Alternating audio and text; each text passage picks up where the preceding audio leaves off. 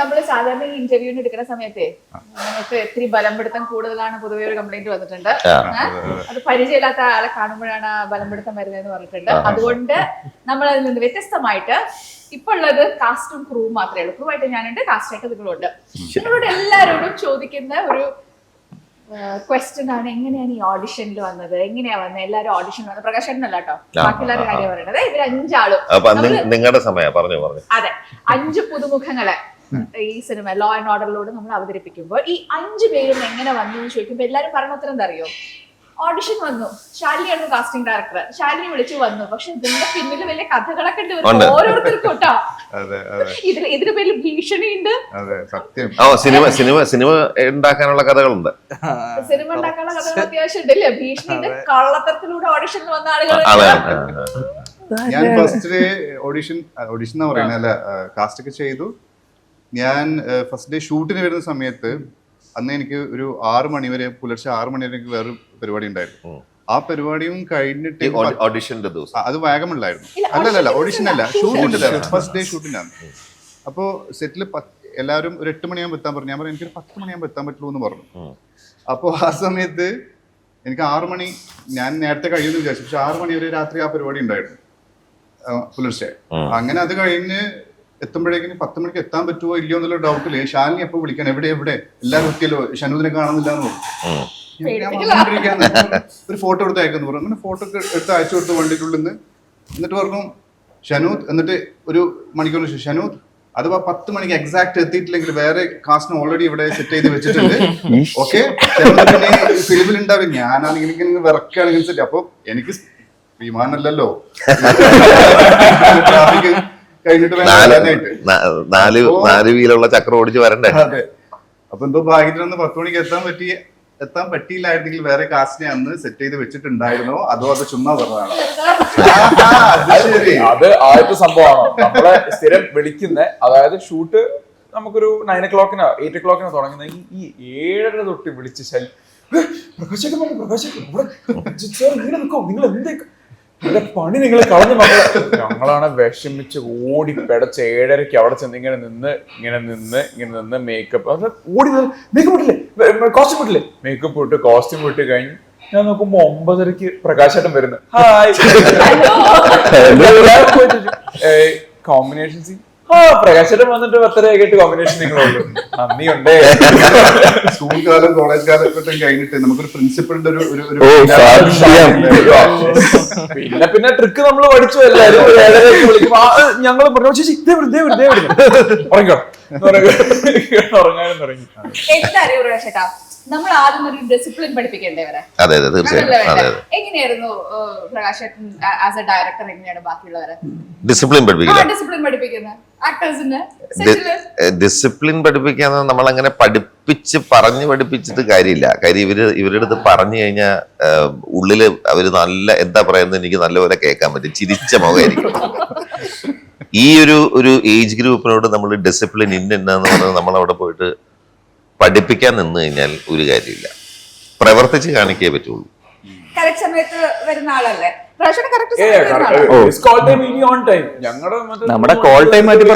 എനിക്ക് ഞാൻ കഴിഞ്ഞ ദിവസം ആരായിരുന്നു ഉദയനോ ആരോ ഇതിനെ പറ്റി പറഞ്ഞുകൊണ്ടിരിക്കുന്ന സമയത്ത് ഞാൻ എന്തോ ഒരു കാര്യത്തിൽ വന്നപ്പം അവരൊരു കുറച്ചൊരു 5 മിനിറ്റ് ലേറ്റ് ആയപ്പോഴത്തേക്കും ഉദയനാണോ ആരോ പറഞ്ഞു ഇങ്ങനെ കൃത്യസമയത്ത് വരരുത് കേട്ടോ, അത് വലിയ പ്രശ്നമാണെന്ന് പറഞ്ഞു. ഞാൻ പറഞ്ഞത് എനിക്ക് വലിയ പ്രശ്നമുണ്ട്. കാര്യം കുട്ടിക്കാലം തൊട്ടേ ചിലപ്പോൾ അതൊക്കെ ഈ നമ്മൾ വളരുന്ന സമയത്ത് ഇപ്പോൾ ക്ലാസ്സിൽ ഒരു 5 മിനിറ്റ് ലേറ്റായി, അല്ലെങ്കിൽ ട്യൂഷൻ ക്ലാസ്സിൽ 5 മിനിറ്റ് ലേറ്റായി, അല്ലെങ്കിൽ വീട്ടിൽ എന്തെങ്കിലും പറഞ്ഞ സമയത്ത് എത്തിയില്ലെങ്കിൽ നല്ല തല്ല് കിട്ടുമായിരുന്നു. ഭയങ്കര അടിയും ശിക്ഷയും അത് കിട്ടുന്നതുകൊണ്ട് ആ ഒരു ഭയം അത് നമ്മളെ വിട്ടുപോകില്ലല്ലോ. അപ്പൊ ആരെങ്കിലും തല്ലുമെന്ന് വിചാരിച്ചിട്ടാണ് ഈ സമയത്ത് വരുന്നത്. ഓഡിഷൻ അറിയോ എങ്ങനെയാണുള്ളത്? ഋതുവിനോട് ആൾക്കാർ ചോദിക്കുമ്പോ എങ്ങനെയാ ഋതു വന്നത്? എനിക്കിങ്ങനെ കാസ്റ്റിംഗ് കോള് വന്നു, ഇങ്ങനെ ശാലിനി കാസ്റ്റിംഗ് ഡയറക്ടർ വിളിച്ചു, ചേച്ചി 3 റൗണ്ട് ഓഡിഷൻ ചെയ്തു, അങ്ങനെ എടുത്തു. ഇങ്ങനെയാണ് എടുത്തത്. അത് അതുവരെ കറക്റ്റാണ്. ഇപ്പം എനിക്ക് തോന്നുന്നു ഷൂട്ട് 10-ാം തീയതി ഡിസംബർ നവംബർ അല്ലെ 10-ന് സ്റ്റാർട്ട് ചെയ്യാം. അതിന് മുമ്പ് ഒരു 3 ദിവസം മുമ്പേ ലുക്ക് ടെസ്റ്റ് ഉണ്ട് ഞങ്ങൾക്ക് എല്ലാവർക്കും. അപ്പം ഞങ്ങളെല്ലാവരും വന്ന് റെഡി ആയിട്ടിരിക്കുകയാണ്.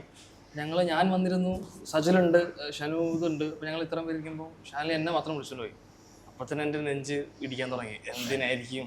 ഞാൻ അപ്പുറത്തോണ്ട് ഇരുത്തിട്ട് ചോദിച്ചു, നീ എന്താ ചെയ്തത്? ഇത്രയും ദിവസം വെയിറ്റ്, ഞാനന്ന് വെയിറ്റ് കുറവാണ്. അല്ല, അതിനു മുൻപ് ഓൾറെഡി ഈ ഓഡിഷൻ വിളിക്കുന്ന സമയത്തെ സാറ്, രഞ്ജിത്ത് സാർ അറിയാലോ, രഞ്ജിത്ത് സാർ ഒരു കഥാപാത്രം മനസ്സിൽ വെക്കുമ്പോൾ കൃത്യമായിട്ട് അറിയാം അയാളുടെ ഹൈറ്റ് ഇത്ര വേണം, അയാളുടെ വെയിറ്റ് ഇത്ര വേണം, അയാൾ ഇങ്ങനെ നോക്കണം, അയാളുടെ ബാക്ക്ഗ്രൗണ്ട് ഇതായിരിക്കണം. അതുകൊണ്ട് തന്നെ ആ ജീവിതത്തിലൂടെ വരുന്നതുകൊണ്ട് ഇയാളുടെ ലുക്ക് മൊത്തത്തിൽ ഇങ്ങനെയായിരിക്കണം. അപ്പം ഈ അരുൺ അയ്യപ്പൻ എന്ന് പറയുന്ന ഒരു ചെയ്യുന്ന കഥാപാത്രത്തിന് കൃത്യമായി പറഞ്ഞിട്ടുണ്ടായിരുന്നു, ഈ കഥാപാത്രത്തിൻ്റെ കഥാഗതിയിൽ ആളുകൾക്ക് ആ മുഖത്തോട് ഇഷ്ടം തോന്നണം. അപ്പൊ അതിന് വേണ്ടിയിട്ട് നല്ല ചിരിയായിരിക്കണം ഒന്ന് പറഞ്ഞത്. പിന്നെ ചിരിക്കുമ്പോ ഒരു കണ്ണുകളിൽ ആ ചിരി കാണണം, കണ്ണുകളിൽ ഒരു ക്യൂട്ട്നെസ് വേണം. ഈ രണ്ടാണ് ആദ്യം എവിടെ അപ്പൊ അവിടെ പരിചയപ്പെട്ടില്ല.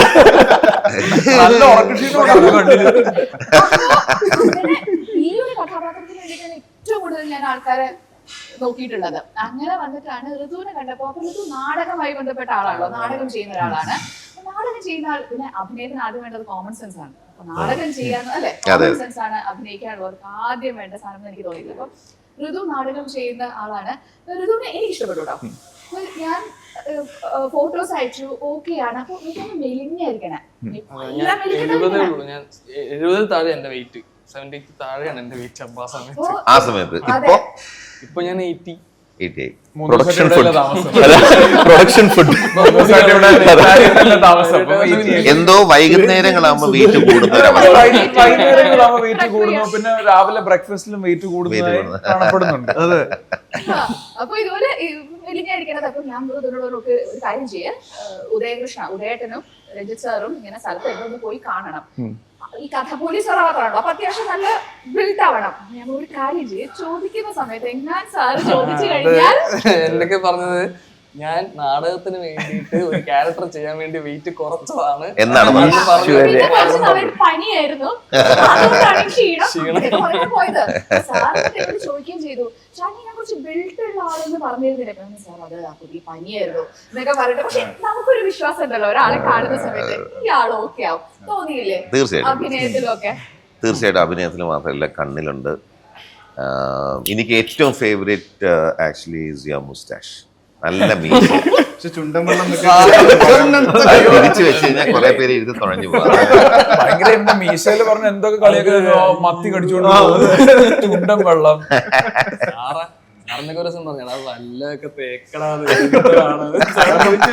ക്യാമറ വെക്കുന്ന സമയത്ത് ഈ മീശ ഇങ്ങനെ പൊന്തി നിൽക്കുന്ന കാരണം അതിന്റെ ഷാഡോ ക്യാമറ ടീമിന് ഭയങ്കര ചുണ്ടൊക്കെ പിടിക്കാൻ.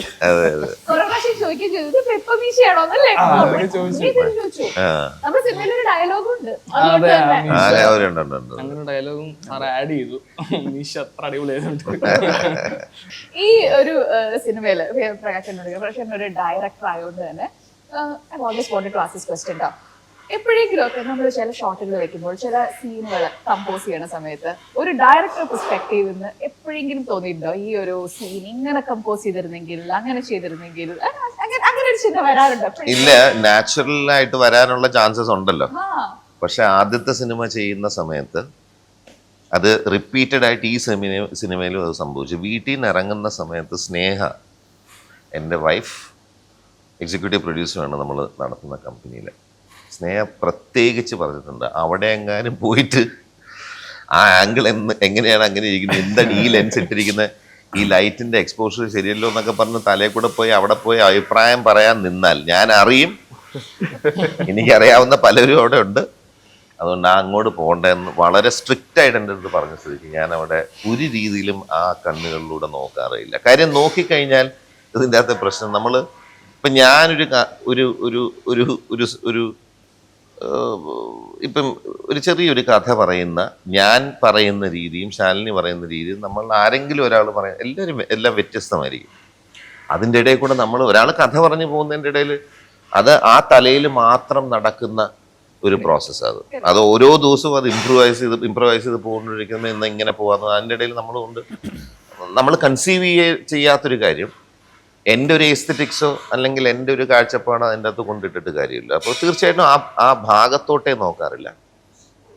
പിന്നെ രഞ്ജി ചേട്ടനോട് എനിക്ക് ഈ പറയുന്ന എക്സ്ട്രീംലി ഭീകരമായ റെസ്പെക്റ്റ് ഉണ്ടെങ്കിലും എനിക്ക് എവിടെയോ ഒരു ഫ്രീഡം ഉണ്ട് താനും. അത് രഞ്ജി ചേട്ടൻ വളരെ ക്ലിയർ ആയിട്ട് പറയാതെ തന്നെ ആ സ്പേസ് ചിലപ്പോൾ എൻ്റെ അടുത്ത് എന്ത് തോന്നി പ്രകാശ് എന്ന് ചോദിക്കാറുണ്ട്. അപ്പം അതുള്ളതുകൊണ്ട് ചില സമയത്ത് എനിക്ക് നിവൃത്തിയില്ലാത്ത ചില സമയത്തൊക്കെ നമ്മളിൽ ആ സ്വഭാവം ഉള്ളത് കൊണ്ട് ഞാൻ പറയും ബാക്ക്ഗ്രൗണ്ടിലെ മേ ബി അത് ഒന്നും കൂടെ പോകാൻ തോന്നിയിട്ടാണ്.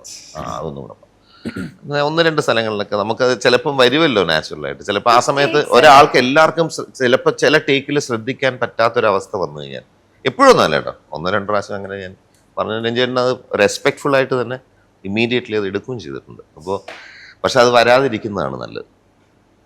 എന്തുകൊണ്ട് അത് ഇപ്പം ഞാനിപ്പം നാച്ചുറലി നമ്മളെല്ലാവരും ഒരു കാര്യം, ഇപ്പം നമ്മുടെ എല്ലാവരും ഒരു പടം എടുത്തു. അപ്പം ആരെങ്കിലും ഒരാൾ വന്നിട്ട് ആ പടം നമ്മുടെ പടം കാണുക, നിങ്ങളുടെ കണ്ണ് നിങ്ങളിലോട്ടേ പോകുള്ളൂ. ഒരു പോയിന്റ് നിങ്ങൾ ഒരിക്കലും ആ പടത്തിൻ്റെ ടോട്ടാലിറ്റിയോ ഇതെങ്ങനെ ആദ്യം പോകുന്നത് നിങ്ങളുടെ മുഖത്തോട്ട് നിങ്ങൾ നന്നായിട്ടുണ്ടോ ഇല്ലയോ എന്നായിരിക്കില്ലേ. അപ്പോൾ അത് തന്നെ സിനിമയിൽ നമുക്ക് ആ സമയത്ത് ഞാൻ നല്ലപോലെ ചെയ്തിട്ടുണ്ടോ ബാക്കിയുള്ളവർ എന്താണ് എന്നുള്ളൊരു തോട്ട് പ്രോസസ്സൊക്കെ വരാമല്ലോ. ഞാൻ എങ്ങനെയുണ്ട് അതാണല്ലേ അതിൻ്റെ ഒരവസ്ഥ. അതുകൊണ്ട് അതും ഞാൻ പറയുന്ന അതും നമ്മളൊരു സെറ്റിൽ ഒരു പ്രത്യേക സമയത്ത് നമ്മളൊരു സംവിധായകനെ ട്രസ്റ്റ് ചെയ്ത് യെസ് എന്ന് പറഞ്ഞ് പോയി കഴിഞ്ഞാൽ ആ ട്രസ്റ്റിൽ പോകുന്നതാണ് നല്ലത്. പിന്നെ അതിൻ്റെ അകത്ത് കയറിയിരുന്ന് നമ്മൾ അങ്ങോട്ടും ഇങ്ങോട്ടും തിരിക്കണം. പിന്നെ അതിൻ്റെ സിനിമ പോകുന്ന രീതിയിൽ അതിൻ്റെ ഭാഗമാകുക. അപ്പം ഞാൻ തോന്നാറില്ല എന്ന് പറഞ്ഞാൽ എഫേർട്ട് എടുത്ത് തോന്നിക്കാറില്ല ആ ഭാഗം. അതെ പ്രകാശൻ പക്ഷെ ഒന്ന് ഇമ്പ്രൂവ് ചെയ്യണം, ഈ ഒരു സീൻ ഒന്നുകൂടി എടുക്കാനെന്ന് തോന്നിക്കഴിഞ്ഞാൽ തുറന്നു പറയുന്ന ആളാ. വന്നിട്ട് സാറിനോട് പറയും, സാറിനോട് ഒന്ന് പറയും ചേട്ടാ നമുക്ക് ഒന്ന് കൊടുക്കാം എന്ന് പറയുമ്പോൾ സാർ ഓക്കെയും പറയാറുണ്ട്. നിങ്ങൾക്ക് എപ്പോഴെങ്കിലും തോന്നിയിട്ടുണ്ടോ ഒന്നുകൂടി പോവാണെങ്കിലും വായ തുറക്കാനുള്ളൊരു പേടിയുണ്ട്. അതായത് ചോദിക്കണമെന്നുണ്ട്, ചിലപ്പം ചെയ്തത് ഓക്കെ ആയില്ല. ഇപ്പൊ ഷനൂദിന്റെ ഒക്കെ ഞങ്ങൾ തമ്മിൽ സംസാരിച്ചിട്ടുണ്ട് പലപ്പോഴും. ആഗ്രഹമുണ്ട് ചോദിക്കാൻ, പക്ഷെ ചോദിച്ച് വാങ്ങിച്ചിട്ട് അത് തന്നെയാണ് ചെയ്തു വെക്കുന്നത്. അല്ല ഇതിൻ്റെ അകത്ത് വേറൊരു കാര്യമുണ്ട്. ഈ പറഞ്ഞ പോലെ അങ്ങനെയല്ല, എനിക്ക് എപ്പോഴും പല സമയത്തും തോന്നുന്ന നാച്ചുറലായിട്ട് 1-2 പ്രാവശ്യം അതിനുള്ള സ്പേസും മൂഡും മനസ്സിലാക്കി അന്നത്തെ സ്കെഡ്യൂളിൻ്റെ ഒരു അവസ്ഥയും കൂടെ മനസ്സിലാക്കിയൊക്കെ 1-2 സമയത്ത്. പക്ഷെ റിയാലിറ്റി ഞാൻ പറയട്ടെ, അതെനിക്ക് തോന്നുന്ന എല്ലാവർക്കും ഉണ്ടാവും. ഞാൻ പല ആക്ടേഴ്സിൻ്റെ അടുത്ത് ഞാൻ അതിനെപ്പറ്റി ചോദിക്കാറുണ്ട്. കഴിഞ്ഞ സിനിമയിലും ഈ സിനിമയിലും നമ്മളിതെല്ലാം കഴിഞ്ഞിട്ട് നമ്മൾ ആ സ്പേസിൽ ഷൂട്ടിംഗ് നടക്കുന്ന സമയത്ത് അങ്ങോട്ട് പെർഫോം ചെയ്ത് പോവല്ലേ, ഇത് കഴിഞ്ഞ് തിരിച്ച് വണ്ടിയിൽ ഹോട്ടലിലോട്ട് തിരിച്ച് പോകുന്ന വഴിക്കായിരിക്കും അപ്പോഴായിരിക്കും ഒരു ബെറ്റർ ഐഡിയ തലയിൽ വരിക. ഞാനത് ഡെലിവർ ചെയ്തതിന് ശേഷം ആ പോസ് ഇട്ടിട്ട് ഞാൻ എന്തെങ്കിലും ചെയ്യും. എല്ലാ ഷോട്ടിലും ഞാൻ ഫുൾ എൻ്റെ തലയിൽ കൂടെ റിവൈൻഡ് ചെയ്ത് പോയിട്ട് ഡിപ്രഷനിലാണ് ഉറക്കം. കഴിഞ്ഞ സിനിമയിലും അങ്ങനെയായിരുന്നു. ഒരു ഷോട്ട് പോലും ഇഫ് യു ആസ്ക് മീ ഞാൻ കംപ്ലീറ്റ് സാറ്റിസ്ഫാക്ഷൻ അതെനിക്ക് തോന്നുന്ന ആർക്കും ഉണ്ടാവില്ല. And in a way it's good, because I think അത് മാത്രം കൊണ്ടല്ലേ നമ്മൾ. പക്ഷെ ആ സമയത്ത് തോന്നാത്തത് പിന്നീട് തോന്നും. പിന്നീട് നമുക്ക് ഒരു ടേക്കും കൂടെ അങ്ങോട്ട് എടുത്തിരുന്നെങ്കിൽ അത് ഇടായിരുന്നതൊക്കെ തോന്നും. അപ്പോഴത്തേക്കും ലൈറ്റ് കൂടെ അതിന് വിട്ടേക്കണം. എനിക്ക് 2 തവണ ഒരു സംഭവം പറ്റി. ഒന്ന് ആക്സിഡന്റലി ഇതിനിടയ്ക്ക് നമ്മൾ കുറെ ഇന്നായി കഴിഞ്ഞല്ലോ. അപ്പൊ ആക്സിഡന്റ് തിരിച്ചപ്പോ ഓ സാർ അത് 1 more ഇങ്ങനെ ഞാൻ കൈപോക്കി പറയുകയും ചെയ്തു.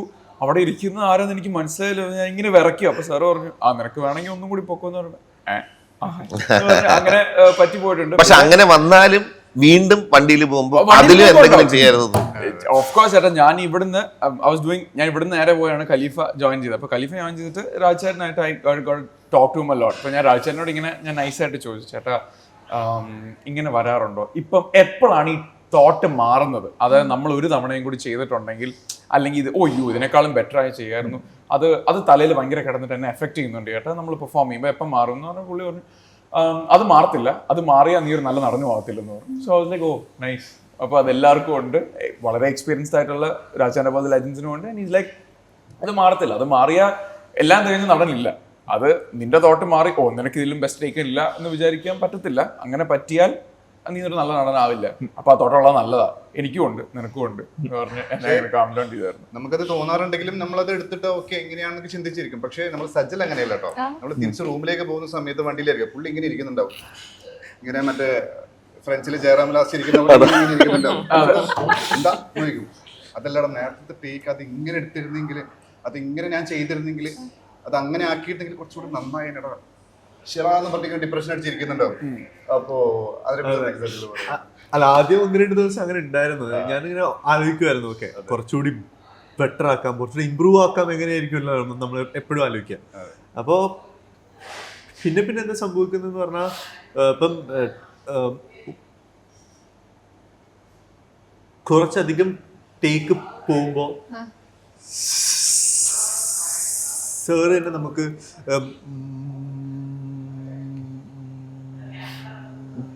മോണിറ്ററിൽ നമുക്ക് കാണിച്ചു തരാറുണ്ട്. അപ്പൊ അത് ഹെൽപ്ഫുൾ ആവാറുണ്ട്. മോണിറ്ററിൽ, കാരണം നമുക്ക് പേടിയാണല്ലോ, മോണിറ്ററിന്റെ ഏരിയ പോകാൻ തന്നെ പേടിയാണ്. ഇത് കാണാൻ പാടുണ്ടോ, പറ്റുമോ ഇല്ലയോ. ഞാനും പ്രകാശ് എന്ന ഷോട്ടിലൊക്കെ ഞാൻ ഇങ്ങനെ ഒളിഞ്ഞ് നിന്ന് നോക്കും നല്ലതാണ്. അപ്പോൾ ഐ തിങ്ക് ഒരു പ്രാവശ്യം പ്രകാശ് തന്നെ എന്താ അവിടെ നിൽക്കുന്നത്, ഇങ്ങോട്ട് വന്ന് നോക്ക് എന്ന് പറഞ്ഞു കഴിഞ്ഞാൽ ഒരു ദിവസം സാറ് ഈ 3-4 ടേക്ക് പോകുമ്പോൾ അദ്ദേഹത്തിനും മടുക്കുമല്ലോ, സാറ് വിളിച്ചിട്ട് ഇങ്ങോട്ട് വന്നേ ഇത് നോക്കാൻ പറഞ്ഞു. അങ്ങനെ നോക്കുമ്പം നമുക്ക് കാണാം എന്താണ്, എന്നിട്ട് I can do A better stuff. Monitor ഒന്ന് കണ്ട, പക്ഷെ അത് അവിടെ ആരും സമ്മതിക്കാത്ത, അത് ആരും സമ്മതിക്കാത്തതുകൊണ്ടല്ല, ഉള്ളിലുള്ളൊരു തുടക്കക്കാരന്റെ പേടി കൊണ്ടാണ്. ഞങ്ങൾക്ക് എല്ലാവർക്കും അങ്ങനെ പണ്ട് കാലത്ത് ഒന്നും ഇല്ല സമയത്ത് എങ്ങനെയാണ് ഞാൻ അതും ചോദിച്ചിട്ടുണ്ട്. പണ്ട് കാലത്ത് ഇപ്പൊ ഫിലിമിൽ ഇങ്ങനെ എടുക്കുമ്പോൾ എങ്ങനെ ചെയ്യുന്നു, അത് ഒന്നുമില്ല, അത് ആക്ടറിനുള്ള വിശ്വാസം കൊണ്ട് ഇവരിങ്ങനെ ചെയ്യുന്നു. അത് അവിടുത്തെ DOP മാത്രമല്ല, അതൊരാളത് കാണുന്നില്ല. അതെ അതെ അതെ അതെ, ഡയറക്ടർ ഉൾപ്പെടെ കാണുന്നില്ല. യെസ്, അതെ. എന്തൊരു ഫിലിമിൽ എടുക്കുമ്പോഴല്ലേ, ഫിലിമിൽ എടുക്കുമ്പോൾ മോണിറ്റർ ഇല്ലാത്ത കാലഘട്ടം. ഇതില് നിങ്ങൾ എല്ലാരും ഞാൻ മോണിറ്ററിന്റെ പിന്നിൽ വന്ന് നോക്കണുണ്ട്, എക്സെപ്റ്റ് ഋതു. മോണിറ്ററിന്റെ ഫ്രണ്ടിൽ വന്ന് നോക്കണ കണ്ടിട്ടില്ല. പുള്ളി ഒരു തിയേറ്റർ ആർട്ടിസ്റ്റ് ആണല്ലോ, അത് ഡെലിവറി ചെയ്ത് കഴിഞ്ഞാൽ അത് പക്കയായിരിക്കും. ഒന്നല്ലെങ്കിൽ ഒറ്റത്തേക്കിൽ ഓക്കെ, അല്ല ഇതിൽ കൂടുതൽ ഇതിൽ കൂടുതലൊന്നും ചെയ്യാൻ. അല്ല, എനിക്ക് പെർഫോം ചെയ്യുന്ന സമയത്ത് ഒരു 1 more കൂടെ പോവല്ലോ, അപ്പൊ പിന്നെ എന്തിനാണ് വെറുതെ അവിടെ പോയി നോക്കുന്നത്. ചില സമയത്ത് ഇൻഫാക്ട് ചില സമയത്ത് അഗൈൻ പണ്ടത്തെ കാലം നോക്കി കഴിഞ്ഞാൽ എങ്ങനെയാണ് ചെയ്യുന്നത് അറിയില്ല. ചില സമയത്ത് തുടക്ക സ്റ്റേജിലൊക്കെ വളരെ ഇമ്പോർട്ടൻ്റ് ആണ്. ഇപ്പം എന്നെ സംബന്ധിച്ച് അങ്ങനത്തെ ഒരു പ്രശ്നം വലുതായിട്ട്, കാര്യം നമ്മൾ ക്യാമറയുടെ പുറകിൽ വർക്ക് ചെയ്യുന്നതുകൊണ്ട് ലെൻസ് ഇട്ട് കഴിഞ്ഞാൽ അതിൻ്റെ റേഞ്ച് എന്താണ്, ഒരു ഫീൽഡിൻ്റെ അകത്ത് എന്തൊക്കെ ഉണ്ടെന്നൊക്കെ സാമാന്യം നമുക്കൊരു അവസ്ഥയുള്ളതുകൊണ്ട് നമ്മൾ ഫ്രെയിമിൽ നിന്ന് പോകാതെ ഒരാൾ കവർ ചെയ്യുമ്പോൾ അദ്ദേഹം കവർ ചെയ്യാതെ ഞാനൊന്ന് മാറി നിൽക്കുക എന്നൊക്കെ പറയുന്ന പരിപാടി നമ്മൾ പലവരെയും കൊണ്ട് ചെയ്യിച്ചുകൊണ്ടറിയാം. പക്ഷേ തുടക്ക സ്റ്റേജിലൊക്കെ ചിലപ്പോൾ പറ്റുമെങ്കിൽ അത് ചിലവർക്കൊക്കെ സ്വയം കാണുന്നത് ഇഷ്ടമല്ല. എനിക്ക് ആക്ച്വലി സ്വയം എന്നെ തന്നെ കാണുന്നത് എനിക്ക് സഹിക്കാനും കുറ്റങ്ങൾ മാത്രമേ അവിടെ കാണുള്ളൂ. അപ്പം ഞാൻ ചില സമയത്ത് നോക്കുന്നു, ഇൻ കേസ് ക്യാമറയ്ക്കൊരു മൂവ്മെൻറ്റ് വന്നു കഴിഞ്ഞാൽ അതിൻ്റെ ഫസ്റ്റ് ഫ്രെയിം ലാസ്റ്റ് ഫ്രെയിമിലൊക്കെ നമുക്ക് ജസ്റ്റ് പൊസിഷനിങ് മനസ്സിലാക്കാൻ നല്ലതായിരിക്കും. അപ്പോൾ നമ്മൾ അത് മനസ്സിലാക്കി കഴിഞ്ഞാൽ ജസ്റ്റ് പൊസിഷനിങ്ങിന് വേണ്ടി എന്ന് വെച്ചിട്ട് നമ്മുടെ മുഖം ക്യാമറയിൽ വരാനല്ല, കുറച്ചും കൂടെ ചിലപ്പം നമ്മുടെ മൂവ്മെന്റ്സിനൊക്കെ ചില സമയത്ത് ചിലവർക്ക് സഹായിക്കാം. പ്രകാശേട്ടൻ ഉൾപ്പെടെ എല്ലാവരും ഇപ്പൊ സിനിമയിൽ അഭിനയിച്ചു. ആദ്യത്തെ സിനിമ കഴിഞ്ഞു, നിങ്ങളെല്ലാവരും കുറെ റീൽസിലും അല്ലാതെ ഷോർട്ട് ഫിലിംസും ഒക്കെ ചെയ്ത കുട്ടികളൊക്കെ തന്നെയാണ്. അപ്പൊ ഇപ്പോഴത്തെ ഒരു രീതി അനുസരിച്ച് ഈ ഡയലോഗ് ഡെലിവറി എന്ന് പറയുന്നത്, ഇപ്പൊ ഡയലോഗ് എഴുതുന്ന പോലും വളരെ കാഷ്വൽ ആയിട്ടുള്ള ഡയലോഗ്സ് പഠിച്ച് അല്ലെങ്കിൽ അത്തരത്തിലുള്ള കാര്യങ്ങൾ അഭിനയിച്ചൊക്കെ പരിചയമുള്ള ആളിൽ നിന്ന് ടോട്ടലി ഡിഫറെന്റ് ആയിട്ടുള്ള ഒരു ഡയലോഗ്സ് എഴുതുന്ന ഒരു സിനിമയാണ്, ഡയലോഗ് പറയേണ്ടി വരുന്ന ഒരു സിനിമയാണ് ലോ ആൻഡ് ഓർഡർ എന്ന് പറയുന്നത് അല്ലെ. കുറച്ചുകൂടി ഡ്രമാറ്റിക് ആയിട്ട്, കുറച്ചുകൂടി എഴുത്തിൽ കുറച്ചുകൂടി ഡെപ്ത് ഉള്ള കുറെ തന്നിട്ടുണ്ട് നിങ്ങൾക്ക്. നിങ്ങൾ എങ്ങനെയാ അതിനെ കണ്ടത്? എനിക്ക് പ്രകാശനോട് ചോദിക്കാൻ കേട്ടോ, അത് ഞാൻ ഓരോരുത്തർ കഴിഞ്ഞിട്ട് പറയാം. ഫസ്റ്റ് ടൈം ഇപ്പം ഞാൻ നൈഫിൽ പഠിക്കുമ്പം അവിടെ മറ്റേ സ്ക്രിപ്റ്റൊക്കെ നേരത്തെ തന്ന് യു ഗെറ്റ് എ ഡേ അങ്ങനെയൊക്കെ. സോ ഐ വാസ് ലൈക്ക് ഇവിടെ വന്നിട്ട് ഞാനിങ്ങനെ എഡീസിൻ്റെ അടുത്തൊക്കെ ചോദിച്ചു, എന്താണ് നമ്മുടെ എനിക്ക് ആ സ്ക്രിപ്റ്റ് നേരത്തെ പറയേണ്ട സാധനങ്ങളൊക്കെ തന്നിരുന്നെങ്കിൽ വായിച്ചു പഠിച്ച് മനപ്പാടമാക്കി പറയായിരുന്നു. തരാം എന്നൊക്കെ പറഞ്ഞ് ഈ പറയുന്ന പോലെ ഷോർട്ടിന് 5 മിനിറ്റ് മുമ്പ് ഒരു വെള്ളക്കടലാസിൽ എഴുതിക്കൊണ്ട് വരും ഒരു 5 ഡയലോഗ്. ഇതാ അല്ല ഇതിൻ്റെ, അപ്പം നമ്മൾ പഠിച്ച വെച്ച് എടുക്കുമല്ലോ, അല്ല ഇതിന്റെ അർത്ഥം, ഇതിന്റെ ഉൾ മീനിങ് ഡെപ്ത് അതൊന്നും ഇവിടെ അറിഞ്ഞുകൂടാ. സാറിനോട് ചോദിക്കുക, സാറ് പറഞ്ഞ് ചെയ്യുക എന്നൊക്കെ പറഞ്ഞ് തുടക്കം ഡിഫിക്കൾട്ട് ആയിരുന്നു. ബിക്കോസ് എനിക്ക് മലയാളം വായിക്കാൻ അങ്ങനൊന്നും വിഷയമൊന്നുമില്ല. ഇത് അപ്പം കിട്ടി ഡയലോഗ് മഗപ്പ് ചെയ്ത്. സോ പക്ഷെ എനിക്ക് മഗപ്പ് ചെയ്യാൻ എളുപ്പം, അതുകൊണ്ട് മഗപ്പ് ചെയ്ത് കാണപ്പാടം പഠിക്കും. ദെൻ ഈ പറഞ്ഞ പോലെ സാറ് ഇരുന്ന് ഇനൗൺസിയേറ്റ് ചെയ്ത് നമ്മുടെ ഡിക്ഷൻ ശ്രദ്ധിച്ച് എല്ലാം ചെയ്തു തരുന്നതുകൊണ്ട് അതങ്ങനെ പോയി. പിന്നെ Udayan uncles writing is also very it's അത് എന്തൊക്കെ പറഞ്ഞാലും അത് ഒരു ഇതും കൂടി ഉള്ള ഒരു സൂദ്നെസ്സും കൂടി ഉള്ളത്. അപ്പം അത് ഭയങ്കര കട്ടിയുള്ള സാധനം അവിടെ മാത്രമേ പോയിട്ടുള്ളൂ. നമുക്ക് അത്യാവശ്യം നല്ല ഒരു കാര്യങ്ങളൊക്കെ ഉള്ളതുകൊണ്ട് ഉദയൻ അങ്കിൾ അങ്ങനെ എനിക്ക് തോന്നുന്നു മനസ്സിൽ കണ്ടുകൊണ്ട് എഴുതിയ. എനിക്ക് തോന്നുന്നു ഇവരുടെ കുറെ കൂടെ പല സിറ്റുവേഷനിലും നോക്കിക്കഴിഞ്ഞാൽ ഇവരുടെ കുറെ കൂടെ ഫൺ റിലേറ്റഡ് കാര്യം, ആ ഏജ്, അവർ കടന്നു പോകുന്ന കുറെ ഇനിഷ്യൽ അവസ്ഥകളും അത് കഴിഞ്ഞിട്ട് ഉള്ള സമയത്തൊക്കെ കുറെ കൂടെ മോറലെസ് ഐ തിങ്ക് അവരുടെ ലാംഗ്വേജ് തന്നെയാണ് മോറലെസ്. പിന്നെ കുറച്ച് സ്റ്റേജിൽ എനിക്ക് പിന്നെ ഒരു സ്ക്രിപ്റ്റ് കിട്ടിക്കഴിഞ്ഞാൽ ഒരു ഡയലോഗ് കിട്ടിക്കഴിഞ്ഞാൽ എക്സാക്ട് ഇത് ബൈ ഹാർട്ട് പഠിക്കണം. അതല്ല നമുക്ക് നമ്മുടെ രീതിയിൽ ഇത് പറയാം, ഇംപ്രവൈസേഷൻ ഒന്നും അവിടെ എക്സാക്ട് എന്താണോ ഇത് വെച്ചിരിക്കുന്നത് അത് എക്സാക്ട് പറഞ്ഞിരിക്കണം എന്നുള്ളത് ഒരു ബുദ്ധിമുട്ട് തന്നെയായിരുന്നു, വലിയ ബുദ്ധിമുട്ട് തന്നെയായിരുന്നു. എനിക്ക് തോന്നുന്നു സാറ് എഴുതിയ ഡയലോഗ്സ് പഠിക്കുന്നതിനേക്കാളും എനിക്ക് കുറച്ചുകൂടി പാടായിരുന്നു സാറിന് മോഡുലേഷൻ ഫോളോ ചെയ്യാൻ. അത് ഞാൻ ഇന്ന പോയിന്റിൽ എത്തണം, ഇന്ന പോയിന്റില് നെക്സ്റ്റ് പറയണം എന്നൊക്കെ ഇങ്ങനെ സാറ് പറയുന്നത് അത് എങ്ങനെ സാർ പെട്ടെന്നായിരിക്കും പറയാ, പക്ഷെ അതെല്ലാം കറക്റ്റ് ആയിരിക്കും. മോഡുലേഷനിൽ ഇങ്ങനെ ഇറങ്ങിപ്പോ നമുക്ക് കൃത്യം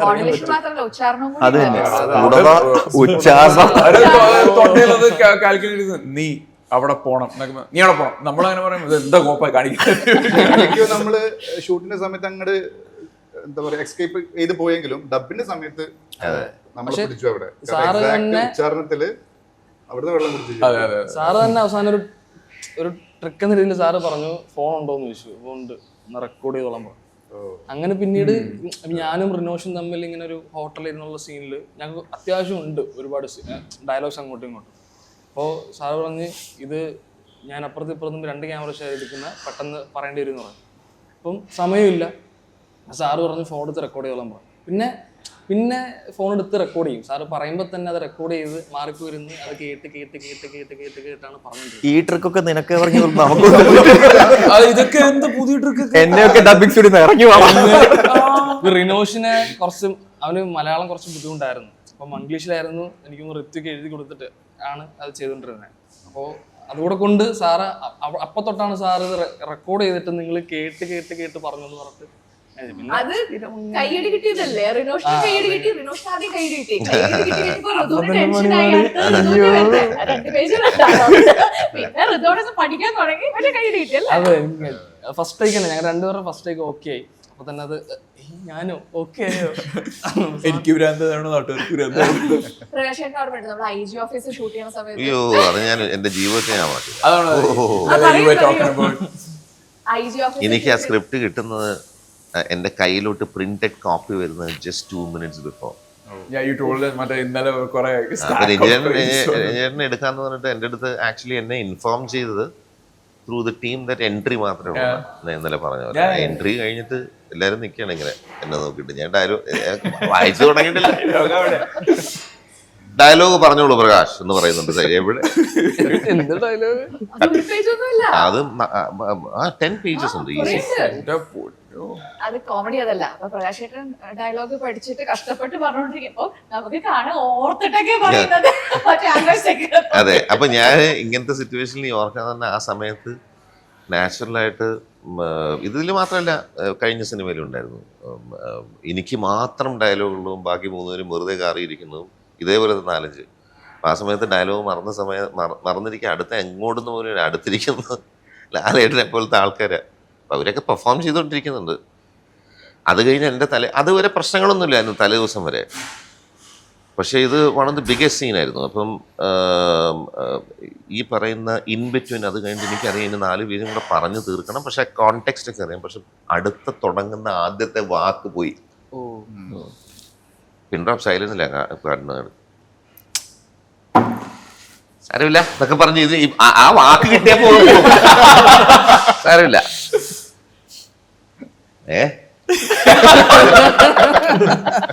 ഇതേ അവസ്ഥയാണ് ഇപ്പൊ ഈ പറഞ്ഞ് ഇതിന്റെ ഇടയില് ഗുണത്ര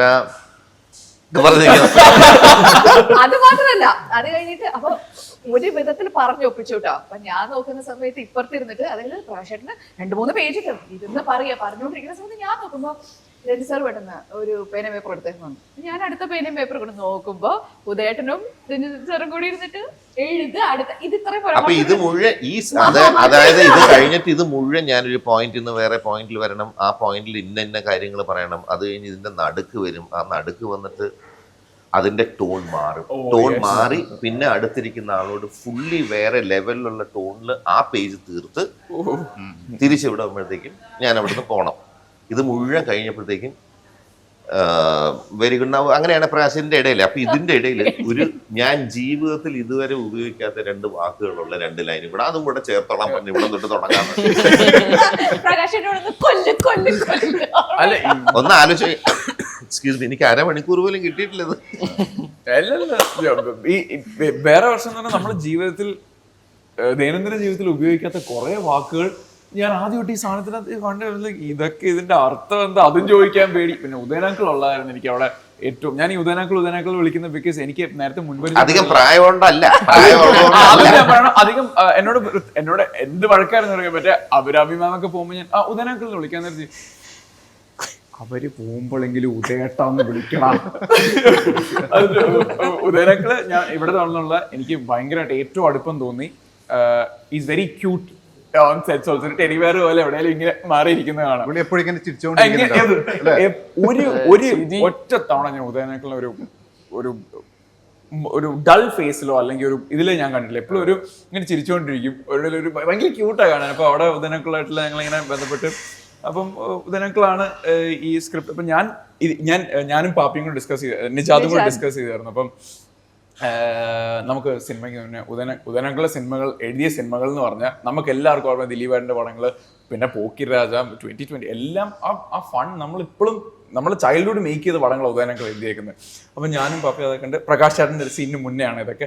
ഞങ്ങൾ ആ പിറ്റേ ദിവസം വീട്ടിൽ ഇരുന്ന് 2-3 ഉദയനാക്കൾ സിനിമ കണ്ട് ഭയങ്കര ലൈറ്റ് ഹാർട്ടഡ് അമേസിങ് സ്ക്രിപ്റ്റ് ആയിരിക്കും പ്രകാശന് കൊടുക്കാൻ പോകുന്നതെന്നൊക്കെ പറഞ്ഞ് ചെന്നപ്പം ഞങ്ങൾ കാണുന്ന വെട്ടിക്കെട്ട് ഡയലോഗുകളൊക്കെ ഇതെന്താ ഇത് ഉദയനാക്കളുടെ പുതിയ പരിപാടിയാന്നൊക്കെ പറഞ്ഞ് എഴുതി അത് പ്രകാശന്റെ തലയിൽ പോയി. നമുക്ക് വിഷയമില്ലല്ലോ, ഇവരുടെ ആണെന്ന് ഇവര് വിചാരിച്ചിരിക്കുമ്പോ ഉദയനാരാമോൻ അപ്പൊ ഞങ്ങള് ഇച്ചിരി കൂടെ പണി കൊടുത്തേക്കാം എന്റെ ഇടയിൽ നമുക്ക്. അപ്പം അടുത്ത് ഞാൻ നിജാദും പറഞ്ഞു എടാ നമുക്ക് ഓക്കെ നമുക്ക് എന്തെങ്കിലും ചെറിയ സാധനം വരും. അപ്പൊ ദേ വരുന്ന അടുത്ത ഞാൻ എന്റെ 25 വയസ്സ് ഇതുവരെ കേൾക്കാത്ത കുറെ വാക്കുകളുമായിട്ട് ഞങ്ങൾ ചോദിച്ചു. എന്റെ അമ്മോ, ഇതൊന്നുമില്ല. എനിക്ക് ഉദയേട്ടന്റെ ഇതിലും ഭയങ്കര കോമഡി തോന്നിയൊരു സാധനം എന്താ പറയുക, നമ്മുടെ പാട്ടിനകത്ത് എഴുതി വെച്ചിരുന്ന പ്രകാശ് സാറിനെല്ലാം പ്ലാൻഡ് ആയിരുന്നു. ബാക്കി എല്ലാവരും ബോണ്ടിങ്ങും നമ്മൾ ബോണ്ട് ചെയ്യുന്ന ആക്ടിവിറ്റീസ് ആ പാർട്ടി കണ്ടു കഴിഞ്ഞാൽ മനസ്സിലായല്ലോ. ഞാൻ നോക്കിയപ്പം ഒരു ദിവസം ഇരുന്ന് റീല് കണ്ടുകൊണ്ടിരിക്കുക.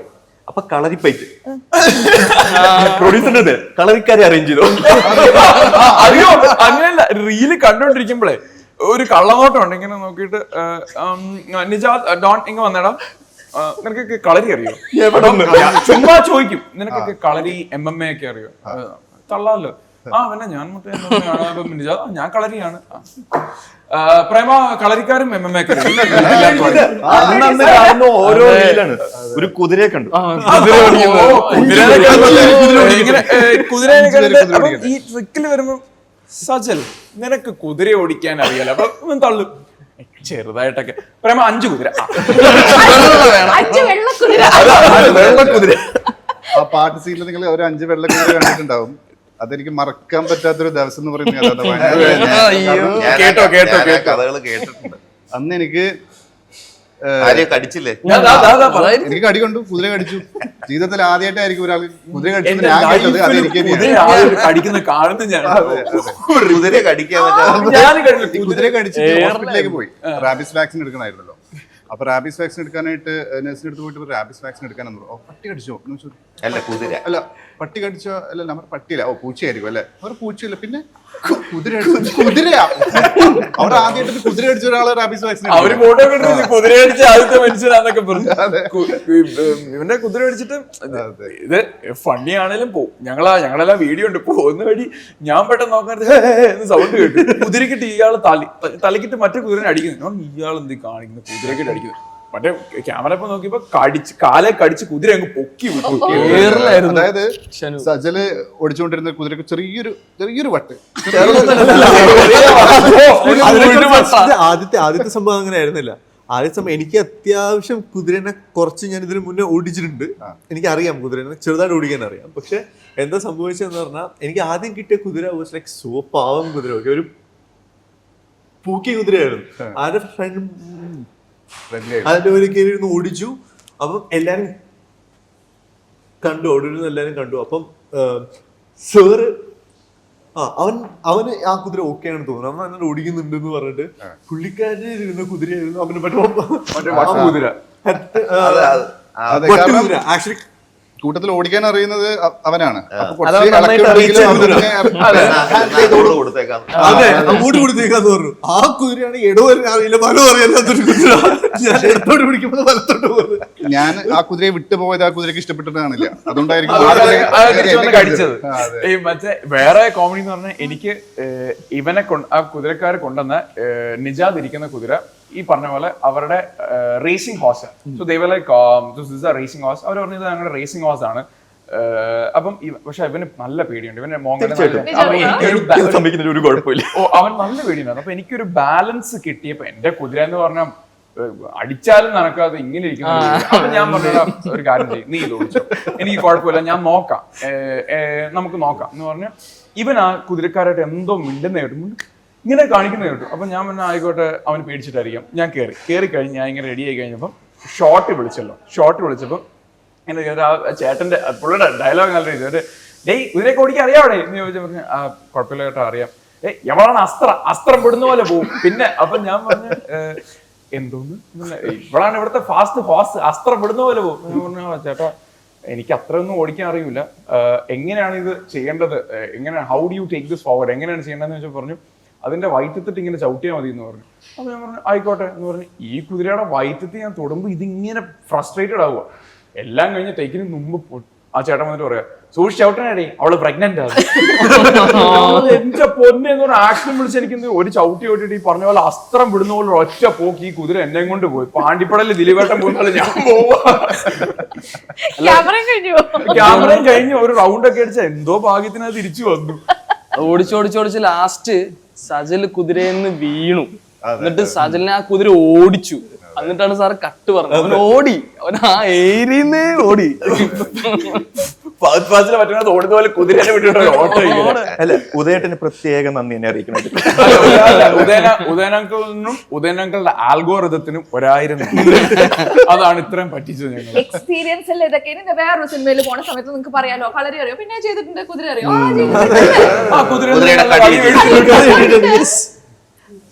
കാര്യം. എന്നിട്ട് ഇവര് പറയുമല്ലോ, നമ്മൾ ഒരുമിച്ച് റൂമിലേക്ക് താമസിക്കാറ്, ഇനി രാത്രി ഉറങ്ങുന്ന സമയത്ത് ഒരു കുതിരയുടെ ശബ്ദം നീ കേൾക്കുന്ന പോലെ എന്നൊക്കെ പറയും. നേരത്തെ ഉദയന്റെ കാര്യം പറഞ്ഞപ്പോ ഞാൻ കഴിഞ്ഞ ദിവസം പറയുന്നത്, ഇതിൻ്റെ ഒരു സീനിൽ ഉദയം വന്ന് പോകുന്നുണ്ട്. അതിൻ്റെ അകത്തൊരു അതിൻ്റെ അകത്തൊരു ചെറിയ ഡയലോഗിനും ഐ തിങ്ക് നല്ല ഇടിവെച്ച് കൊടുക്കണം കേട്ടോ പറഞ്ഞത്. സാധാരണ അങ്ങനെയാണല്ലോ നമ്മൾ നല്ല ഇടിവെച്ച് കൊടുക്കണം. ഒരു വൾണറബിൾ ആയിട്ടുള്ള ഒരു അച്ഛൻ പറയുമ്പോൾ, ഒരു ഇന്നസെൻസ് ഉള്ള ഒരു അച്ഛൻ പറയുന്നത് നമുക്ക് ഭയങ്കര ക്യൂട്ടായിട്ടുള്ള ഒരു മൊമെന്റ് ഉണ്ടായിരുന്നു. അങ്ങനെയല്ല അദ്ദേഹം പറഞ്ഞിരിക്കുന്നത്. ഭയങ്കര കിട്ടിക്കാൻ തന്നെ ഇങ്ങനെയാണല്ലോ സംസാരിക്കുന്നത്. ഇങ്ങനെ നല്ല നമുക്ക് വല്ലാത്ത സ്നേഹം തോന്നുന്ന ഒരു അച്ഛൻ. അതായത് സാധാരണ നമ്മളിത് പറഞ്ഞ നമ്മൾ ഇടിവെച്ച് എടാ പറയുന്നതിന് നല്ല ഇടി വെച്ച് കൊടുക്കണം. ഈ ഉദയനക്കളുടെ ഈ ഞാൻ പാപ്പിയോട് പറഞ്ഞു, എനിക്ക് ഈ സിനിമയിൽ ഏറ്റവും എനിക്ക് ഇഷ്ടപ്പെട്ട സോ കോൾഡ് ഒരു എൻട്രി എന്ന് പറയുന്നത് ഉദയനക്കളുടെ. ബിക്കോസ് അദ്ദേഹത്തിന് കാണാനും ഒരു പള്ളിയിൽ അച്ഛൻ ഒരു ഭയങ്കര ഒരു ചൈതന്യമുള്ള വെരി ക്യൂട്ട് പേഴ്സൺ. അപ്പൊ ഇങ്ങനെ ക്യൂട്ട് ആയിട്ട് ഞാൻ പറഞ്ഞു, പാപ്പി എനിക്ക് ഭയങ്കര ആഗ്രഹമാണ് ഉദയനക്കളോട് സീൻ ചെയ്യണം. ഈ പറഞ്ഞ പോലെ പ്രകാശേട്ടൻ പറഞ്ഞ പോലെ മോനെ നല്ല ഇടി വെച്ച് അങ്ങനെയല്ല, അതിൻ്റെ അകത്ത് ഭയങ്കര ലാളനയും നല്ല അടി വെച്ച് കൊടുക്കണം കേട്ടോ. ഭയങ്കര ക്യൂട്ട് സീനായിരുന്നു. ബിക്കോസ് ഈ സോ ആപ്റ്റ് ഒരു വള്ളിയിലച്ഛൻ അതിനകത്ത് ഭയങ്കര രസമായിരുന്നു കാണാൻ. നിങ്ങൾക്ക് ആർക്കെങ്കിലും ഒക്കെ സാർ അഭിനയിച്ച് കാണിച്ചു തന്നിട്ടുണ്ടോ? എനിക്ക് അവിടെ ഓടി നടക്കുന്നതായോണ്ട് ഓടി നടക്കുന്ന ആളായോണ്ട് ഞാൻ അത് കണ്ടിട്ടില്ല. പക്ഷെ ആർക്കെങ്കിലും കാരണം മോഡുലേഷൻ ഓരോരുത്തർക്കും പറഞ്ഞു തരുന്നത് ഞാൻ കണ്ടിട്ടുണ്ട്. എനിക്കൊരു സീനിൽ അഭിനയിച്ച് കാണിച്ചു തന്നിട്ടുണ്ട്. ഞാൻ ഫിറോസ് എന്ന് പറയുന്ന ഒരു ക്യാരക്ടറാണ് ഇതിൽ ചെയ്തിരിക്കുന്നത്. അപ്പോൾ ഫിറോസ് ഒരു സിഗരറ്റ് വിളിച്ചിട്ട് വീഡിയോ കോൾ എല്ലാവരും ചെയ്യുന്നൊരു സാറിൻ്റെ ഒരു, അപ്പോൾ സാറ് വന്നിങ്ങനെ കാണിച്ചു തരുന്നു, ഇങ്ങനെ സിഗരറ്റ് വലിച്ചിട്ട് കാണിച്ചിട്ട് ഒന്ന് ഊതിയിട്ട് തിരിഞ്ഞു വന്നിട്ട് സർ സർ എന്ന് പറയുന്നൊരു സാധനം. പക്ഷെ ആ സമയത്ത് എൻ്റെ ആ ദിവസം വലത്തെ വശത്ത് എഴുന്നേൽക്കേണ്ടത് ഞാൻ ഇടത്ത വശത്ത് എഴുതിയിട്ടുണ്ടോ എന്ന് അറിയില്ല. ആ ദിവസം ഫുള്ള് പോക്കായിരുന്നു, ഒന്നും മനസ്സിലാവുന്നുണ്ടായിരുന്നില്ല. ഒന്ന് കഴിഞ്ഞ് ടേക്ക് കഴിഞ്ഞ് 2 കഴിഞ്ഞ് തെറി കേട്ട് 3-ാമത്തേന് തെറി കേൾക്കാൻ തുടങ്ങി. അപ്പോൾ എന്നിട്ട് അവസാനം സാറ് പറഞ്ഞു സിഗരറ്റ് വേണ്ട, നോക്കിയിട്ട് സർ സർ എന്നുള്ള മാത്രമായി. കാരണം സിഗരറ്റ് നല്ലൊരു സീനായിരുന്നു, അത് ഷോർട്ടായിരുന്നു. പക്ഷെ അത് സിഗരറ്റ് പിന്നീട് ഒഴിവായിട്ട് സാറ് വന്ന് കാണിച്ചു തന്നിട്ടും എനിക്ക് പറ്റുന്നില്ല. പിന്നെ അത് വെറും സർ മാത്രമായിട്ടുള്ളൊരു സീനായി മാറിയിട്ടുണ്ടായിരുന്നു എനിക്ക്. ഉണ്ട് സാർ, എനിക്കും കാണിച്ചു തന്നിട്ടുണ്ട് ഡയലോഗ്സ് ഇങ്ങനെ പറഞ്ഞിട്ട്. അത് ഒരു നമ്മുടെ വെരി ഫസ്റ്റ് സീൻ പ്രകാശന്റെ നമ്മളോട് ഉള്ള സീൻ സാർ എന്നോട് ഒന്ന് പറഞ്ഞ് ഇങ്ങനെ ചെയ്യും. സോ അത് ഇങ്ങനെ അത് തന്നെ നിന്ന് കോപ്പി ചെയ്യുന്ന അത് കുറെ എളുപ്പമായിട്ടുണ്ട്. സാറിന്റെ മോഡുലേഷൻ സാർ ഡിക്ഷൻ ഒക്കെ പറഞ്ഞു തരുന്ന പോലെ അതും സാർ ഇടയ്ക്ക് വളരെ അപൂർവമായി സാർ അഭിനയിച്ച് കാണിക്കും. അല്ലെങ്കിൽ അവിടെ നമ്മൾ ചെയ്യുന്നത് എനിക്ക് സാറ് കാണിച്ചത് ഒരു സീനിൽ സ്റ്റേഷനിലിരിക്കുന്ന സീനാണ്. അപ്പൊ എന്റെ എൻട്രി എടുത്തോണ്ടിരിക്കുന്നത്. അപ്പൊ ഞാൻ ആ കസേരയിൽ പോയി ഇരുന്നിട്ട് ഒരു ആക്ടിവിറ്റി ചെയ്യണം. സാറ് മീശ വിരിയാൻ പറഞ്ഞു. ഞാൻ എത്ര പിരിച്ചിട്ടും ശരിയാവുന്നില്ല. അവസാനം സാറ് വന്നിട്ട് മീശ പിരിച്ച് കാണിച്ചു തന്നു, എങ്ങനെ വേണം പിരിയാൻ. സാറ് എങ്ങനെ പിരിച്ച് കാണിച്ചു തന്നപ്പോ സാറ് മീശ പിരിച്ച് കാണിച്ചു തന്നിട്ടുണ്ട്. മോഹൻലാൽ സാറിനെ കൊണ്ട് മീശ പിരിപ്പിച്ച ആളാണ് ഈ സാർ. ഈ മീശ പിരിച്ച കാര്യം പറഞ്ഞപ്പോൾ എനിക്ക് ഒരു ഇമ്പോർട്ടന്റ് കാര്യം പറയാനുണ്ട്. സാർ ഒരു പ്രാവശ്യം ഒരു സാധനം വന്ന് കാണിച്ചു തന്നു. യുനോ ബോബി അങ്കിൾ സിനിമയിലുണ്ട്. അപ്പൊ അദ്ദേഹം ഒന്നാമത് പാവം തുടക്കത്തിന്റെ എന്നെ റീലേക്ക് കാണിക്കുക, കണ്ടോടാ മോനെ എന്നെ ഇങ്ങനെ ചവിട്ടി എന്നെ വലിച്ചിറക്കി, അപ്പൊ ഇവിടെ ഒടിയോ നോക്കിയും കണ്ടൊക്കെ ചെയ്തേക്കണേ. ഞാൻ പറഞ്ഞു പ്രകാശേട്ടൻ ചവിട്ടുന്നു, ഞാൻ പിടിക്കുന്നു. ഫസ്റ്റ് ഷോട്ട് ഞാൻ താഴെ ഇട്ടു, അദ്ദേഹത്തിന്റെ ഡിസ്കിന് എന്തോ പറ്റി. സെക്കൻഡ് ഷോട്ടും പറഞ്ഞു സാരമില്ല മോനെ, ഇതിനകത്തെങ്കിലും നീ ചെയ്താന്ന് പറഞ്ഞ് അടുത്ത ഒരു ചവിട്ട് പുള്ളിയുടെ റിബ് ഒടിഞ്ഞു. പ്രകാശേട്ടൻ ഒരു ഇടിയും കിട്ടി, എൻ്റെ ഒരു ചവിട്ടും കിട്ടി. ഇങ്ങനെ തളർന്നു കുത്തിയിരിക്കുക. അപ്പൊ അത് കഴിഞ്ഞിട്ട് സാറ് പറഞ്ഞു എനിക്ക് എന്റെ കയ്യിൽ നിന്ന് പോയി, ബിക്കോസ് എനിക്ക് ഹേർട്ട് ചെയ്തു, അദ്ദേഹത്തിന് ഹേർട്ട്, എനിക്ക് ഭയങ്കര വിഷമമായി. അപ്പൊ അത് കഴിഞ്ഞിട്ട് ബോബി അങ്കിൾ ഇങ്ങനെ പ്രകാശേട്ടന്റെ കയ്യിൽ മറ്റേ അഴയിലൊക്കെ ഇങ്ങനെ വിരിച്ചേക്കുന്ന പോലെ ഇങ്ങനെ കിടക്കുക. സാർ വന്നിട്ട് പറഞ്ഞു അടുത്ത ഷോട്ട് എന്ന് പറഞ്ഞു ഡോൺ നീ ചെല്ലുക, ചെന്നിട്ട് അവന്റെ കരണം നോക്കി ഒരെണ്ണം കൊടുക്കണം. ഇത്തരം ചെയ്ത് അടിയുടെ ആഘാതത്തിൽ അവന്റെ കണ്ണാടി തെറിച്ച് പോകണമെന്ന് പറഞ്ഞു. സാർ എനിക്ക് യു റിമെമ്പർ 5 ടേക്കായി 6 ടേക്ക് എനിക്ക് പേടിച്ചിട്ട് പറ്റുന്നില്ലെന്ന് പറഞ്ഞപ്പോ സാറ് മൈക്ക് താഴ്ചിട്ട് ഓടി വന്നിട്ട് ഇവിടെ ശ്രദ്ധിക്കുന്ന ഒറ്റയടി ബോബിയോട് കണ്ണാടി ഞാൻ നോക്കുമ്പോ പറന്ന് ആ പറമ്പിൽ ചെന്ന് ഇങ്ങനെ അടിക്കണം എന്ന് പറഞ്ഞപ്പോ രഞ്ജിയേട്ടാ അത് കൊണ്ടു ചിലപ്പോ കൊള്ളും. നടുവൊടിഞ്ഞ് റിബൊടിഞ്ഞ് മറ്റേ അഴയില് മറ്റേ ഉണക്കത്തുണി ഉണക്കാനിട്ട പോലെ ഇങ്ങനെ കിടക്കും. അപ്പോഴാ പറഞ്ഞ മോനെ പയ്യെ അടിക്കാനാടാ, നീ ഇങ്ങനെ തട്ടി എനിക്ക് പറ്റുന്നില്ല, ടെൻഷൻ ആവുക, ഞാൻ ഒന്നാമത് ഹേർട്ട് ചെയ്തല്ലോ. അപ്പോഴാ ഇറങ്ങി വന്നിട്ട് ഒറ്റയടി അടിച്ചിട്ട് ഇങ്ങനെ അടിക്കണം. പറ്റത്തില്ല സാർ, ആ ചിലപ്പോ കൊള്ളേണ്ടി വരും. ബോബി അങ്കിള് പറയും നോക്കി അടിച്ചില്ല എന്റെ അവിടെ ഇങ്ങനെ നമുക്ക് ടെൻഷൻ അടിച്ചിങ്ങനെ ഇരിക്കും. ബോബിങ്ങളെ വെച്ചിട്ട് എടാ മോനെ നീ വന്നേടാ, എന്താ ബോബിങ്ങൾ നോക്കി അടിച്ചില്ലെങ്കിൽ വീട്ടിൽ കയറി ഞാൻ പറഞ്ഞു. അത് വീണ്ടും ടേക്ക് കൊടുക്കാൻ അയ്യോ ബോബിയുടെ തനതായ ശൈലിയിൽ തളർന്നിരിക്കുമ്പോഴും അതിന്റെ ഇടയ്ക്ക് ഭീഷണി. ഞാൻ വീട്ടിൽ പിന്നെ ഞാൻ വേറെ നോക്കത്തില്ല, നോക്കി അടിച്ച് ദേഹം നൊന്താ ഇവിടെ ഇട്ട് തീർത്തിട്ടേ ഞാൻ പോകും. ഇപ്പൊ നമ്മളിരുന്ന് ചിരിക്കുക, ആ സമയത്ത് ടെൻഷൻ ആണല്ലോ അല്ലേ. ഓരോരുത്തർക്കും ഇഞ്ചുറി പറ്റുക അല്ലെങ്കിൽ എന്തെങ്കിലും പറ്റുമോ എന്നൊക്കെ. ഇപ്പൊ ഈ കുതിരയുടെ കടി കൊള്ളുക, ഇതൊക്കെ അന്ന് ഇത് സംഭവിക്കുന്ന സമയത്ത് നമ്മളെല്ലാവരും ഓടുകയല്ലേ, എന്താ ചെയ്യാ, നെക്സ്റ്റ് ഷോട്ട് വേണ്ടതല്ലേ എന്നുള്ള. ഇപ്പൊ പറയുമ്പോ ചിരി. ഈ 10-90 ദിവസം നമ്മൾ ഷൂട്ട് ചെയ്തിട്ട് ശരിക്കും പറഞ്ഞാൽ നമ്മളെല്ലാരും ഒരുമിച്ച് എല്ലാരും തന്നെ ഉണ്ടായിരുന്നല്ലോ 10-90 ദിവസം. ആർക്കും അങ്ങനെ നിങ്ങളൊക്കെ തന്നെയായിരുന്നില്ലേ ഏറ്റവും എനിക്ക് കുറച്ച് ഗ്യാപ്പുകൾ ഉണ്ടായിരുന്നു, ഒരു ചെറിയ ഗ്യാപ്പ് ഉണ്ടായിരുന്നുള്ളൂ. പക്ഷെ കമ്പാരിറ്റീവ്ലി ഈ സിനിമയിൽ അഭിനയിച്ച എല്ലാവരുടെയും ഒരു ഡ്യൂറേഷൻ നോക്കുന്ന സമയത്ത് ഈ 6 പേരും തന്നെയാണ് ഏറ്റവും കൂടുതൽ ദിവസം ഉണ്ടായിരുന്നത്. സോ ഓൾ ദീസ് 90 ഡേയ്സ് കഴിഞ്ഞ് ഷൂട്ട് കഴിയാറായി എന്നൊക്കെ പറയുമ്പോ ഇത് തുടങ്ങിയപ്പോ ഉണ്ടായിരുന്ന നിങ്ങളുടെ ഒരു റിലേഷൻഷിപ്പും ഇത് ടുവേർഡ്സ് ദ എൻഡ് എങ്ങനെയായിരുന്നു വ്യത്യാസം? കേക്കട്ടെ, എങ്ങനെയാ ബോണ്ടിങ്? തല്ലുണ്ടായോ? നമുക്കറിയില്ലല്ലോ, ഞങ്ങള് ഒന്നും ഉണ്ടായിട്ടില്ല. ഒരു ഈഗോ ക്ലാഷസോ അല്ലെങ്കിൽ ഒരു കോമ്പറ്റീഷൻ സാറ് പറഞ്ഞൊരു, എനിക്ക് നല്ല ഓർമ്മയുണ്ട്, രഞ്ജിസറും ഉദയേട്ടനും പറഞ്ഞൊരു കാര്യമാണ്, നിങ്ങൾ തമ്മിൽ ഉള്ള ഒരിക്കലും ഒരു ഈഗോ ക്ലാഷ്, ഈ പറഞ്ഞ പോലെ ഈഗോ എന്ന് പറയുന്ന സാധനം എല്ലാവരും തമ്മിൽ ഹെൽപ്പ് ചെയ്യുന്നതായിട്ടേ കണ്ടിട്ടുള്ളൂ. Obviously, I think the unity was വളരെ വിസിബിൾ ആയിരുന്നു actually, and it's good bunch of യങ്സ്റ്റേഴ്സിൻ്റെ ആ ഏജും, പിന്നെ അത് മാത്രമല്ല എനിക്കൊന്ന് ഈ സിനിമയിൽ ഓൾസോ വളരെ ഭയങ്കര ഡിഫിക്കൽട്ടില്ല കുറേ പേരുള്ളൊരു സിനിമയിൽ ബാലൻസ് ചെയ്യാന്ന് പറയുന്നത്. എനിക്ക് തോന്നുന്നത് എല്ലാവർക്കും, ഞാൻ കണ്ടെടുത്തോളം എഡിറ്റ് കണ്ടെടുത്തോളം എല്ലാവർക്കും അവരുടേതായിട്ടുള്ള ഡെപ്ത് ഉണ്ട്, അതിന് ബാക്ക്ഗ്രൗണ്ട് ഉണ്ട്, ഈക്വലി ഇമ്പോർട്ടൻ്റ് ആയിട്ടുള്ള റോളുകളുമുണ്ട്. Not an easy thing at all അല്ലേ. സോ അതിനുള്ള വകുപ്പില്ല, പക്ഷേ I think generally they are also very sweet boys.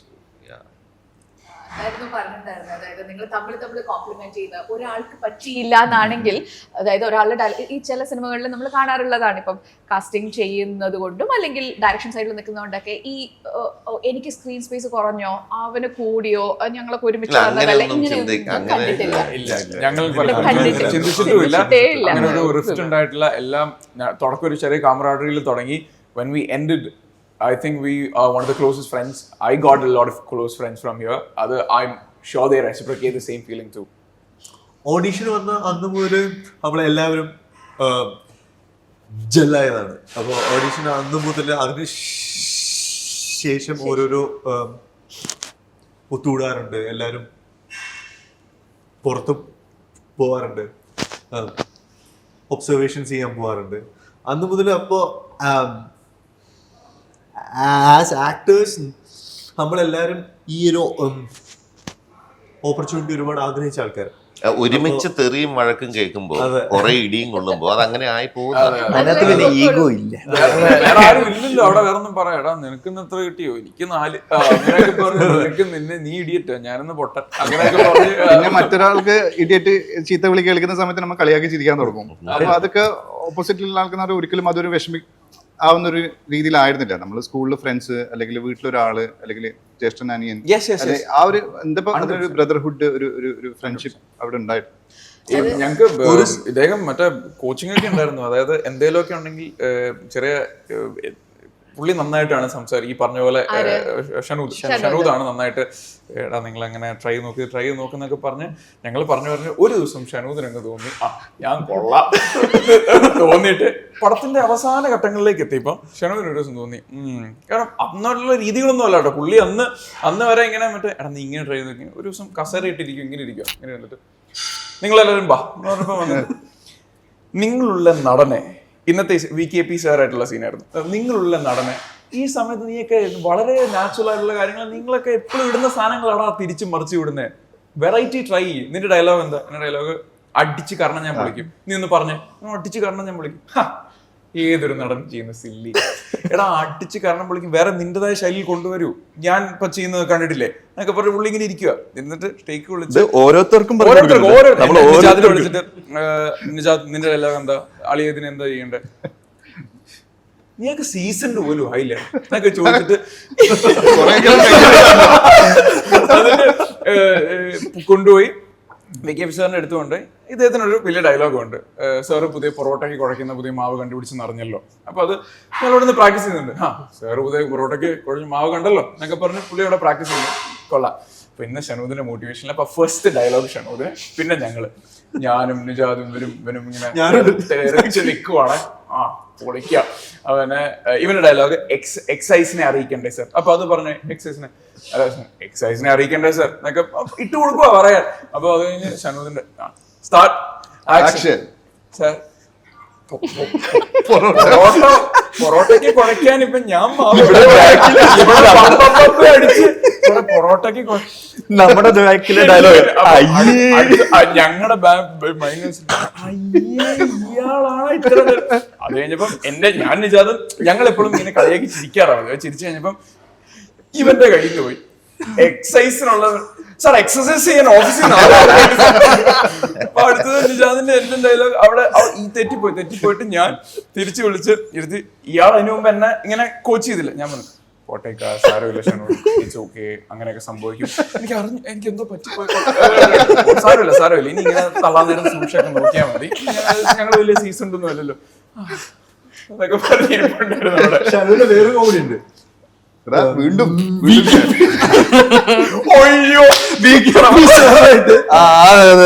Sequence ആണ്. അപ്പൊ VKP സാറിന്റെ ക്യാരക്ടറിനെ പുള്ളിക്കാരൻ പുഷ് ചെയ്തിട്ട് നമ്മുടെ വണ്ടിയിൽ കേട്ടണം. ജീപ്പിന്റെ ഉള്ളിലോട്ട് ഞാൻ മാത്രമല്ല ഞങ്ങൾ 3 പേര്. അപ്പൊ ഞാനാണ് പിടിക്കേണ്ടത്. ആണ്. അപ്പൊ ഷനുവിന് പുള്ളിക്കാരന്റെ അടുത്ത് എങ്ങനെയാണ് ഇത് സീനിയർ ആ റെസ്പെക്ട് ഉണ്ട്. അപ്പൊ ഷനു പുള്ളിക്കാരന്റെ അടുത്ത് വിട്ട് ജോഷു ആണേ സാറേ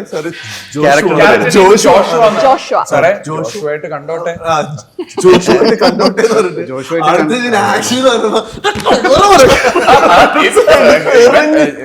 ചേച്ചി ഇങ്ങനൊന്നും അല്ല ചെന്നിട്ട് ഇങ്ങനെ നോക്കും ഇങ്ങനെ BKP പ്രകാശ് സാർ ഉണ്ടല്ലോ, ഇത് ജോഷു അല്ലേ?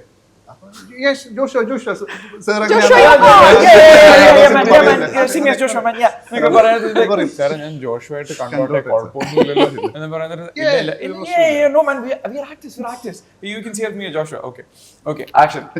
കേരള ഡയലോഗ് പറയണ്ട. ഞാൻ പൂച്ചനെ കൊണ്ടുപോലെ അകത്തേക്ക് ഇട്ട് കഴിഞ്ഞപ്പം അതെന്താ സംഭവം വെച്ചാൽ അത് ചോദിച്ചില്ലായിരുന്നെങ്കിൽ നമ്മൾ ശരിക്കും പിടിച്ച് ഉള്ളിൽ രഞ്ജിത് സാറിന് ഇപ്പം വഴക്കുള്ളൂ. അതിപ്പോ ശരിക്കും പിടിച്ചിട്ട് ഉള്ളിൽ ഇട്ടിട്ടില്ല, നമ്മള് ആ സീൻ നമ്മള് ഗംഭീരമാക്കിയിട്ടില്ലെങ്കിൽ സാറിന്റെ കയ്യിൽ വഴക്കുള്ളൂ. ആ വഴക്ക് കൊള്ളും ചെയ്യും, എന്നാൽ സാറിന് എന്തെങ്കിലും പ്രശ്നം ഉണ്ടാവുമോ എന്നുള്ളൊരു തേങ്ങ പോലെയാണ് ആ BKPയുടെ കാര്യം പറഞ്ഞപ്പോൾ ഒരു കാര്യം ആലോചിച്ചു. BKP വന്ന ഒരു ദിവസമുണ്ട്, ലൊക്കേഷനിൽ ആദ്യം വരുന്ന ദിവസം എൻ്റെ ഒരു സീൻ എടുത്തുകൊണ്ടിരിക്കുക, ഹോസ്പിറ്റൽ സീൻ. അപ്പം അന്ന് മുഴുവൻ മിക്ക വേണ്ട, ഞാൻ നേരത്തെ വരാം, അവിടെ നടക്കുന്ന എന്താണൊക്കെ കാണാലോ എന്നൊക്കെ പറഞ്ഞിട്ട് രാവിലെ വന്ന് ലൊക്കേഷനൊക്കെ കഴിഞ്ഞിട്ട് ഹോസ്പിറ്റലിലെ സീനെല്ലാം കഴിഞ്ഞ് നമ്മൾ ഹോസ്പിറ്റലിൽ നടന്നു പോകുന്നതും പിന്നെ അത് കഴിഞ്ഞിട്ട് പിന്നെ അവിടെ ആംബുലൻസിൽ കയറ്റി കൊണ്ടുപോകുന്ന സീനുകളൊക്കെ ഉണ്ടല്ലോ. അപ്പം എൻ്റെ കഴിഞ്ഞിട്ട് ഞാൻ വൈകുന്നേരം തിരിച്ച് റൂമിലോട്ട് വണ്ടി ഓടിച്ച് പോവാം. ഞാൻ എൻ്റെ തന്നെ വണ്ടി ഓടിച്ച് പോകാം. BKP പറഞ്ഞ് ഞാനും വരാം, BKPക്ക് നാളെ ഉള്ളൂ. അപ്പം ഈ ഒരു ദിവസം നിന്ന സമയം കൊണ്ട് ഇരിഞ്ചേട്ടനെ പിന്നെ BKPക്ക് നല്ലപോലെ അറിയാം. ഇവർ സ്കൂൾ ഓഫ് ഡ്രാമ ബന്ധം പറയുന്നുണ്ട്. ഇനി ഞാൻ BKP ആയിട്ട് എനിക്ക് നല്ല ബന്ധമുണ്ട്. പോകുന്ന വഴിക്ക് ഈ സെറ്റിൽ നടക്കുന്ന പല കഥകളും ഈ ഒറ്റ പകലുകൊണ്ട് പലതും കേട്ടിട്ടുണ്ടല്ലോ. നല്ല വഴക്ക് കിട്ടിയിട്ടുണ്ട് ഇവർക്ക്.